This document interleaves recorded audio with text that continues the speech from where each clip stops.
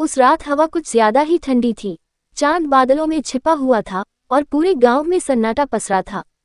मैंने खिड़की से बाहर झांका। आकाश में घने बादल घूम रहे थे, जैसे कुछ होने वाला हो। मेरे पति कुछ दिन के लिए शहर गए थे और घर में मैं अकेली थी। कहने को तो घर छोटा था, पर उसकी दीवारों में बरसों पुराना इतिहास दबा था। पुरखों की तस्वीरें दीवारों पर टंगी थी, धूल से ढकी, पर आंखें अब भी जैसे कुछ कहती हों। रात के सन्नाटे में जब घड़ी ने 12 बजाए, तब बाहर से घोड़े की टाप सुनाई दी। धीरे धीरे वो आवाज पास आने लगी। दिल की धड़कन तेज हो गई। मैंने सोचा, इतनी रात को कौन आ सकता है। दरवाजा खोला तो सामने वही खड़ा था, मेरे पति का कजिन आर्यन। उसकी आंखों में थकान थी, पर चेहरा वैसा ही शांत जैसा हमेशा रहता था। वो बोला, मुझे तुमसे कुछ जरूरी बात करनी है, अभी। उसकी आवाज में एक अजीब सी जल्दबाजी थी। मैंने कहा, इतनी रात को क्या बात है? वो बोला, बस मेरे साथ चलो, घोड़े पर बैठो, सब बता दूंगा। मैं हिचकिचाई, पर उसकी आंखों में जो बेचैनी थी, उसने मुझे रुकने नहीं दिया। मैंने दरवाजा बंद किया, शॉल उड़ी और उसके साथ चल पड़ी। घोड़ा हवा की तरह दौड़ रहा था। रास्ता सूना था, पेड़ जैसे फुसफुसा रहे हों। हवा में मिट्टी की गंध थी और दूर से सियारों के रोने की आवाज आ रही थी। मैंने पूछा, हम कहाँ जा रहे हैं? वो बोला, वही जहां से सब शुरू हुआ था। मैं चुप रही। मेरे मन में 1000 सवाल थे। रात के सन्नाटे में बस घोड़े की टापें और मेरी सांसों की आवाज थी।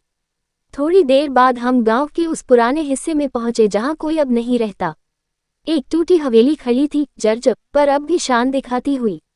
आर्यन ने घोड़े को रोका और बोला, याद है ये जगह? मैंने सिर हिलाया। ये हमारे दादाजी की हवेली थी, जो आग में जल गई थी। वो बोला, आग लगी नहीं थी, किसी ने लगाई थी। उसकी आवाज कांप रही थी। मैंने कहा, क्या मतलब? वो बोला, आज तुम्हें वो सच्चाई बताने आया हूं जो बरसों से छिपाई गई। हम हवेली के अंदर गए। जगह जगह राख जमी थी, दीवारों पर कालिक थी, लेकिन एक कोना चमक रहा था। वो जगह थी जहां पुराना घोड़ा बांधा जाता था। आर्यन वहां झुका और मिट्टी हटाने लगा। थोड़ी देर बाद जमीन से एक पुरानी लकड़ी की पेटी निकली। उसने कहा, ये वही है जिसमें वो राज छिपा है जिसने सब बर्बाद कर दिया। मैंने कांपती आवाज में पूछा, कौन सा राज? उसने धीरे से पेटी खोली। अंदर एक पुराना पत्र, एक ताबीज और एक आधी जली तस्वीर थी। तस्वीर में मेरे ससुर, मेरे पति के पिता और कोई और आदमी था जिसे मैं पहचान नहीं सकी। आर्यन बोला, ये मेरा पिता था और इन्हीं दोनों ने वो सब किया जो किसी को पता नहीं। मैंने पूछा, क्या किया उन्होंने? वो बोला, उन्होंने इस हवेली की जमीन के लिए अपने ही भाई को धोखा दिया, उसे जलती आग में धकेल दिया। मेरा गला सूख गया। हवेली की दीवारें जैसे उस सच्चाई की गवाह बन गईं। वो बोला, उस दिन से ये हवेली श्रापित हो गई और हर बार कोई इस राज को खोलने की कोशिश करता है, कुछ न कुछ घट जाता है। मैंने कांपते हुए कहा, तो तुम मुझे यहाँ क्यों लाए? वो बोला, क्योंकि वो आत्मा आज भी चैन नहीं पा सकी और मुझे कहा गया था, जब सही समय आए तो सच्चाई उसी को बताना जो दिल से साफ हो। मैं डर गई। हवा अचानक ठंडी हो गई। दीवारों से जैसे फुसफुसाहट सुनाई दी। ताबीज अपने आप चमकने लगा। आर्यन बोला, अब अगर तुम चाहो तो इसे खत्म कर सकती हो।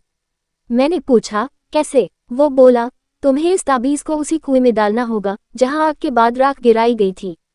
मैंने डरते हुए ताबीज उठाया। वो गर्म था, जैसे आग अब भी उसके अंदर जल रही हो। हम हवेली के पीछे गए, जहां पुराना कुआं अब भी था, सूखा पर डरावना। मैंने ताबीज कुएं में फेंका। अचानक जोर की हवा चली, दीवारों से राख उड़ी और हवेली में जैसे कोई चीख गूंजी। मेरे पैरों के नीचे जमीन कांप गई। फिर सब शांत हो गया। आर्यन ने कहा, अब सब खत्म हो गया, पर उसकी आंखों में अजीब सी नमी था। वो बोला, अब मैं भी जा सकता हूँ। मैंने कहा, क्या मतलब? वो मुस्कुराया, मेरा काम पूरा हुआ। मैं उस आत्मा का वंशज हूँ, अब वो मुझे मुक्त कर रही है। उसका चेहरा फीका पड़ने लगा। हवा में धुंध छा गई। मैंने उसका हाथ पकड़ने की कोशिश की, पर वो धीरे धीरे गायब हो गया। सिर्फ घोड़ा रह गया, जो अब शांत खड़ा था। उसकी आंखों में आंसू थे। मैंने आसमान की ओर देखा, चांद निकल आया था, बादल हट चुके थे। उस पल मुझे महसूस हुआ जैसे किसी भारी बोझ से मुक्ति मिल गई हो। मैंने धीरे धीरे हवेली से बाहर कदम रखा। सवेरा हो चुका था, पंछियों की आवाज लौट आई थी।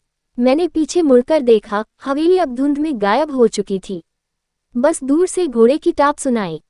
मानो कोई आखिरी बार मुझे विदा कर रहा हो।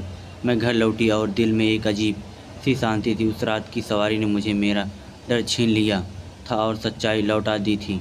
आज भी जब हवा में घोड़े की टाप सुनाई देती है, मैं मुस्कुरा उठती, क्योंकि मुझे पता है कुछ सवारियाँ डराती नहीं बल्कि आत्मा को आज़ाद करती है।